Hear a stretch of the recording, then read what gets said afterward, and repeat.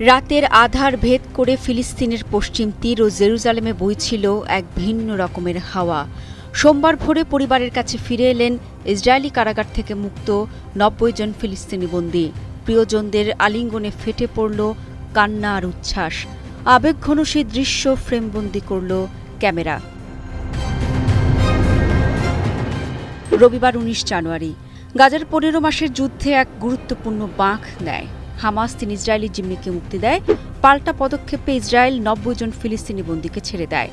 এর মধ্যে ছিল ৬৯ জন নারী ও ২১ জন কিশোর। যুদ্ধবিরতির শর্ত অনুযায়ী ৬ সপ্তাহব্যাপী এই প্রথম ধাপে আরও ৩৩ জন ইসরায়েলি ও বিদেশি জিম্মি মুক্তি পাবে।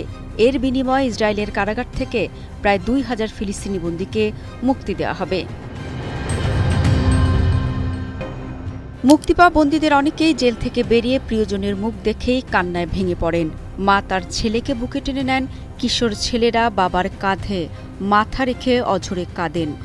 কারাগারের দেয়াল ভেদ করে আবারও পরিবারের কাছে ফিরে আসা যেন নতুন জীবনের শুরু। এক মুক্তিপ্রাপ্ত কিশোর জানায়, আমি ভেবেছিলাম কখনোই এই দিন দেখতে পাব না, কিন্তু আজ আমি মুক্ত, আমি আমার পরিবারের সঙ্গে আছি। এই যুদ্ধবিরতি কেবল যুদ্ধ বন্ধের প্রতিশ্রুতি নয়, এর শর্ত অনুযায়ী গাজায় মানবিক সাহায্য পাঠানো হবে। তবে এই অস্থায়ী শান্তি কতটা দীর্ঘস্থায়ী হবে তা নিয়ে সংশয় রয়ে গেছে। গাজার যুদ্ধে ১৫ মাসে ধ্বংস করেছে শহরগুলোকে, কেড়ে নিয়েছে হাজারো মানুষের প্রাণ।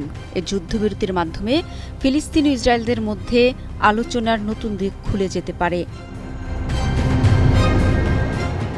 যুদ্ধবিরতির আনন্দের মুহূর্তে উচ্ছ্বাস থাকলেও পরিস্থিতি এখনও অস্থিতিশীল।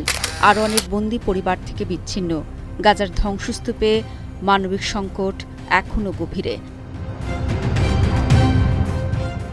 মুক্তিপ্রাপ্তদের উষ্ণ আলিঙ্গনে ফিলিস্তিনি পরিবারগুলো আজ একটু স্বস্তির নিঃশ্বাস নিতে পারছে। কিন্তু এই শান্তি কতটা টেকসই হবে তা সময় বলে দেবে।